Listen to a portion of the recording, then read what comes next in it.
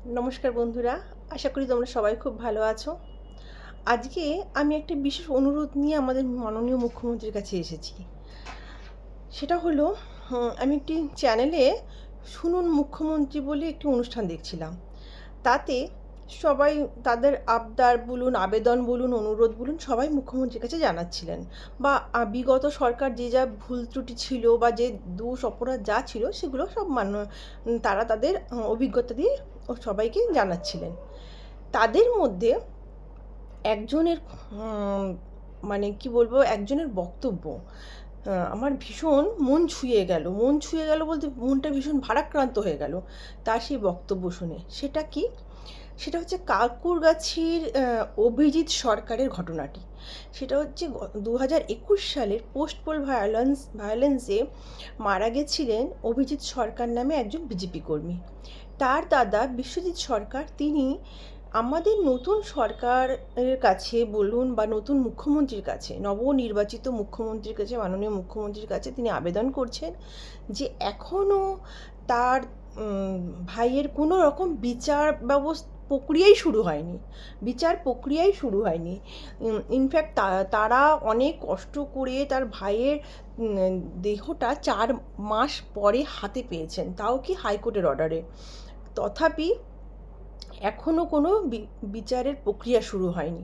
বিগত সরকার যা করেছে সে তো আমরা জানি, আর তারই তো ফলশ্রুতি হিসেবে আমাদের এই নতুন সরকার। কিন্তু আমার এই নতুন সরকারকে একটা ছোট্ট জিজ্ঞাস্য, অপরাধ নেবেন না মাননীয় মুখ্যমন্ত্রী, আপনার কি মনে হয় না যে ছেলেটিকে নৃশংসভাবে খুন করা হলো, আপনি অভয়ার ফাইল খুলেছেন, খুব ভালো কথা, আমরা মন থেকে ভীষণ ভীষণ খুশি হয়েছি। এবং আমরা মানে কি বলবো, মনে প্রাণে চাই যে তার দোষীরাও শাস্তি পাক। আপনি খুব শীঘ্রই খুব দ্রুততার সাথে 3জনকে সাসপেন্ড করেছেন, 3জন আধিকারিককে। ইনফ্যাক্ট তারা হয়তো শাস্তিযোগ্যই অপরাধ করেছে, তাই আপনি তাদের সাসপেন্ড করেছেন। কিন্তু অভয়ার ক্ষেত্রে যেটা হয়েছে সেটা হচ্ছে কোনো এভিডেন্স সেভাবে কেউ কালেক্ট করতে পারেনি। কিন্তু অভিজিৎ সরকারের ক্ষেত্রে যেটা হয়েছে সেটা হচ্ছে সে মৃত্যুকালীন একটা জবানবন্দি দিচ্ছেন। সে মৃত্যুর ঠিক আগের মুহূর্তে এক সোশ্যাল মিডিয়ায় সে নিজে বলছে যে আমাকে এই মানুষগুলো মারছে, বাড়ির বাইরে দাঁড়িয়ে আছে, বোম ফেলছে মুড়িমুড়কির মতো, আর আমাকে মারার করছে, মারার জন্য পুরো মানে উদগ্রীব হয়ে রয়েছে তারা, মানে আমাকে মেরে ফেলবে। আমার পোষ্যগুলোকে, সে ভীষণ মানে ভালো আত্মার একজন মানুষ ছিল, এর থেকে বোঝা যায়, কারণ সে অবলাদের সেবা করতো। তার পোষ্যগুলোকেও অবধি রেহাই দেওয়া হয়নি, তাদেরকেও মেরে ফেলা হয়েছে। আর তার সাথে সে এটাও আবেদন রাখছেন সবার কাছে যে তাকে যেন প্রাণ থেকে প্রাণে বাঁচানো হোক, কিন্তু কেউ এগিয়ে আসেনি। আলটিমেটলি আমরা যা দেখলাম রেজাল্ট, পরের দিন সে খুন হয়েছে। আর সেই ঘটনায় তার দাদা বিবরণ দিচ্ছিলেন শুনুন মুখ্যমন্ত্রী অনুষ্ঠানে। কিন্তু আমি অবাক হয়ে শুনছিলাম যে এই সরকার আসার পর যখন এত অপরাধী, এত তোলাবাজ, এত চোর, এত কি বলবো মানে বদমাশ পাজি লোকরা সব শাস্তি পাচ্ছে, তাহলে এই ফাইলটা কেন খোলা হচ্ছে না স্যার?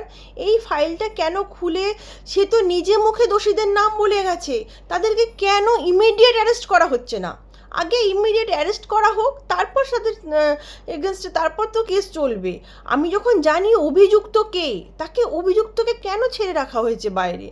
হ্যাঁ, দয়া করে আপনার কাছে একান্ত বিনীত মানে অনুরোধ, আমি নিজে একজন নাগরিক হিসেবে, আমরাও মনে প্রাণে চাইছিলাম এই দুর্বৃত্তদের সরকার খুব দ্রুততার সাথে চলে যাক, কিন্তু তথাপি আমাদের 15টা বছর অপেক্ষা করতে হয়েছে। সে যাই হোক গিয়ে, হ্যাঁ, বলে না যার সব খারাপ জিনিসের শেষ হয় কিছু ভালো দিয়ে। যাই হোক, আপনারা যখন ক্ষমতায় এসেছেন কেন এই ফাইলটা খুলছেন না?